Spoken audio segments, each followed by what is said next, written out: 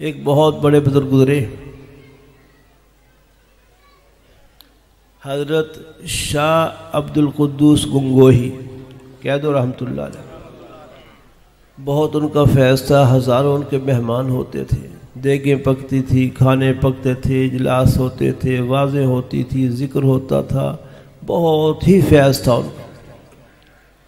ان کا صاحبزادہ وہ اس لائن میں نہیں لگا تھا، اس کا کام تھا کشتیاں کرنا کرانا، میچ کرانا، ریفری بننا، دنگلوں میں جانا، یہ شوق تھے اس وقت، جو کھیلے تھے ان میں جانا۔ شیخ فوت ہو گئے، اور چونکہ بیٹا اس راستے پر تھا نہیں، لوگ پیچھے ہٹ گئے۔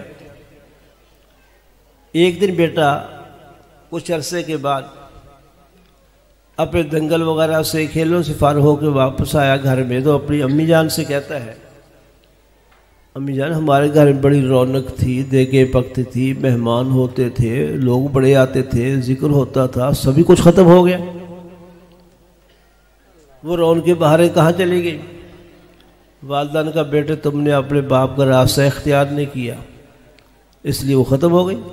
یہ ساری رونقیں بہاریں بلخ کے ایک بزرگ ہے حضرت نظام الدین بلخی، وہ ساری رونقیں بہاریں یہاں سے لے گئے۔ وہ حضرت کے بڑے خلیفہ تھے، محنت کی، ریاض کی، لوگوں کو رجحان وہاں ہو گیا۔ اب وہاں یہی صورتحال تھی، ہزاروں مہمان ہوتے تھے اور بڑا ان کا مجمع تھا، بڑا فیض تھا۔ تو ماں نے کہا وہ ساری رونقیں بہاریں وہاں لے گئے۔ جب قسمت کا ستارہ بلند ہوتا ہے، اللہ کی کسی دل پر نظر کرم ہو جاتی ہے، تو انسان کے دل میں اللہ میاں احساس بیدار فرما دیتے۔ صاحبزادہ کے دل میں اثر ہوا، کہا امی جان میں انشاءاللہ بلخ سے وہ رونقیں بہاریں لے کے آؤں گا۔ فیصلہ کر لیا کہ شیخ نظام الدین بلخی کے پاس جانا ہے۔ بلخ کا سفر طے ہو گیا، جانے والے ساتھی ساتھ تیار ہو گئے۔ شیخ نظام الدین بلخی کو اللہ پاک نے بہت عزت بخشی تھی، بلخ کا بادشاہ بھی ان کے ہاتھ پر بیعت ہو گیا تھا، تو فوجوں میں، پولیس میں، ہر جگہ ان کی بزرگی اور سلسلہ بیعت جاری تھا۔ ان کو اطلاع ہو گئی کہ صاحبزادہ صاحب تشریف لانا چاہتے ہیں۔ انہوں نے شاہی انتظامات کیے، بڑے دور شہر سے دور آ کر ان کا استقبال کیا۔ گھوڑے پر صاحبزادہ صاحب کو بٹھایا، جو گھوڑا بہت اچھے طریقے سے تیار کیا گیا تھا، سجایا گیا تھا۔ گھوڑے ساتھ فوج تھی۔ گھوڑے کی ایک رکاب کو بلخ کے بادشاہ نے پکڑا، دوسروں کو حضرت نظام الدین نے پکڑا، اور اس شان کے ساتھ شہر کے اندر صاحبزادہ صاحب کو لے کے آئے کہ شیخ کا بیٹا آیا ہے۔ بہترین کوٹھی کا انتخاب کیا گیا رہائش کے لیے، اعلیٰ سے اعلیٰ بچھونے، بستر، کپڑے، کھانے وانے، بہت ہی اعزاز کیا، شاہی انتظامات تھے ان کے۔ ایک دن صاحبزادے نے کہا حضرت نظام الدین بلخی رحمۃ اللہ علیہ سے کہ حضرت میں ان چیزوں کے لیے نہیں آیا ہوں، ان کی مجھے ضرورت نہیں ہے، جو رونقیں ہمارے گھر سے آپ لے کے آئے ہیں ان کو حاصل کرنے کے لیے آیا ہوں۔ حضرت کی آنکھیں بدل گئی، فرمایا اٹھ جاؤ یہاں سے، طویلے میں جاؤ جہاں دیگیں پکتی تھی، اور وہاں دیگوں کے نیچے تم آگ جلایا کرو۔ یہ ڈیوٹی لگ گئی، اور سارے اعزاز چھین لیے، ختم ہو گئی کوٹھیاں، ختم ہو گئے شاہی بستر، اس طویلے میں مزدوروں کی طرح رہتے تھے۔ دوسرا کام یہ لگایا کہ ہمارے جو رکھے کتے ہیں، ان کتوں کو غسل تم دیا کرو، ان کو نہلایا کرو۔ یہ ڈیوٹی لگ گئی کتوں کو نہلانے کی اور آگ جلانے کی۔ کئی مہینے پوچھے نہیں کون ہے کہاں ہے۔ کئی مہینوں کے بعد بنگن سے کہا، جو گوبر گندگی اٹھا کر گزرتی تھی، کہ آج گوبر کا گندگی کا ٹوکرا لے کر وہ جو آدمی بیٹھا ہے وہاں آگ جلاتا رہتا ہے، اس کے پاس سے گزری ہو۔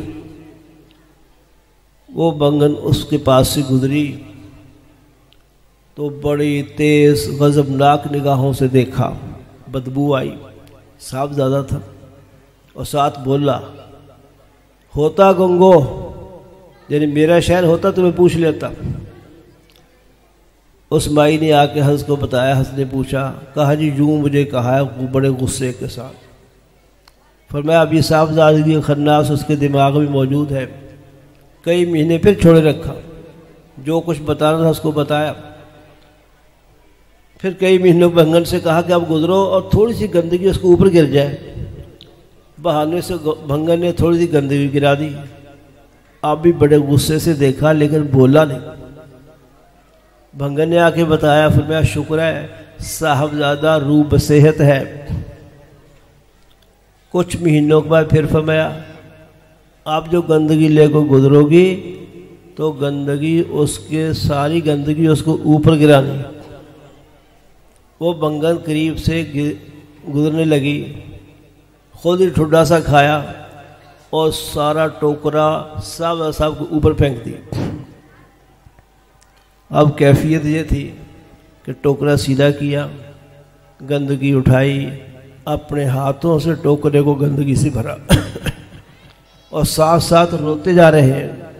شفقت کے کلمات کہتے ہیں کہ ہو تجھے چوٹ لگ گئی، ٹھڈا لگ گیا، تو گر گئی، رحمت کے ترحم کے کلمات بھی کہہ رہے ہیں اور ٹوکرا گندگی کا خود بھر رہے۔ مائی جب گئی حضرت نے پوچھا بھی کیا حال اس کا؟ کہا جی آج تو اس کا حال بڑا ہی عجیب دیکھا، خود ٹوکرے میں گندگی ڈالی اور میرے گرنے پر افسوس کر رہے تھے۔ شیخ نے کہا اللہ کا شکر ہے، اللہ پاک نے میرے شیخ کے صاحبزادے کا کام بنا دیا۔ یہ نفسانیت مجاہدے سے جاتی ہے، جلدی سے ختم نہیں ہوتی، مشقت کرنی پڑتی ہے۔ اس کے بعد بلایا، کہا کل شکار پر ہمارے ساتھ چلیو۔ صاحب کو بلایا شیخ نے، کل شکار پر جائیں گے، ہمارے ساتھ چلیے۔ مسئلہ واضح کر دوں، کتے رکھنا حرام ہے اور تصویر بھی حرام ہے۔ جو لوگ ابھی موبائل سے تصویریں کھینچ رہے تھے میں ان کو بتانا چاہتا ہوں تصویر حرام ہے، مسجد سے باہر حرام ہے تو مسجد کے اندر تو حرام نہیں نا ہے، مسجد کے اندر زیادہ حرام۔ گناہ باہر بھی گناہ ہے، مسجد کا گناہ کرے گا زیادہ سخت گناہ ہے۔ اسی لیے تصویریں نہ بنایا کرو، موبائل کی تصویر ہو، کیمرے کی ہو، ہاتھ کی تصویر ہو، سب تصویریں حرام ہے، بہت سخت عذاب ہے اس پر۔ تو سارا جلسہ سن لیا، علماء کی تقریر سن لی، ذکر کر لیا اور تصویریں بنا کے سب کو ضائع کر لیا، کوئی سمجھداری کی بات تو نہیں۔ بیان ریکارڈ کرنا جائز ہے لیکن تصویریں بنانا حرام، یہ صحیح نہیں۔ بخاری شریف کی صحیح روایت میں نبی پاک صلی اللہ علیہ وسلم فرماتے ہیں جس گھر میں کتا ہے یا تصویریں ہیں اس گھر میں فرشتے نہیں داخل ہوتے، جن بھوت تو آئیں گے، رحمت کے فرشتے داخل نہیں ہوں۔ اس لیے تصویریں نہ بنایا کرو اور کتے نر شوقیہ رکھا کرو۔ شکار کے لیے کتا رکھنا جائز، کسی گھر میں ٹکیتی ہوتی ہے ان کے لیے کتا رکھنا جائز، باہر زمینوں پر مال ہوتا ہے، بھینسیں گائے بکریاں، ان کے لیے کتا رکھنا، یہ 3 کتے رکھنے جائز ہیں۔ ویسے شوقیہ کتے رکھنے بھی حرام ہے، روزانہ انسان کے ثواب میں کمی ہوتی رہتی ہے۔ تو شکاری کتے شیخ نے رکھے ہوئے تھے۔ صاحبزادوں کہا کل ہمارے ساتھ چلیو شکار کے لیے، نکل کھڑے ہوئے اور 2 کتے صاحبزادہ صاحب کو سپرد کر دیے کہ ان کو تو اپنے سنبھالنا ہے۔ شیخ کا حکم تھا، اندر کا مسئلہ ٹھیک ہو چکا تھا، کتوں کو سنبھالنا۔ شیخ کا حکم دیکھ کر خیال کیا کہیں کتے چھوٹ نہ جائے اور شیخ کے حکم کی خلاف ورزی نہ ہو جائے۔ کتوں کی سنگلیاں اپنی کمر کے ساتھ باندھ لی، سنگلی جانتے ہو نا، وہ رسیاں سنگلیاں اپنی کمر کے ساتھ باندھ لی۔ شکار کو دیکھا کتوں نے، کوئی ہرن تھا یا کیا تھا، شکاری کتے اس کے پیچھے بھاگے اور شکاری کتا طاقتوری بہت ہوتا ہے اور بھاگتا ہی بہت تیز ہے۔ کچھ دیر تو صاحبزادہ صاحب ساتھ بھاگتے رہے، آخر گرے اور بہت دور تک گھسٹتے ہوئے چلے گئے جس میں لہو لہان ہو گئے۔ عین اس موقع پر شیخ نے ان کو روحانی توجہ دی اور ان کے والد صاحب کی نسبت ان کے دل میں منتقل فرما دی۔ اور وہ اللہ والے ہو گئے۔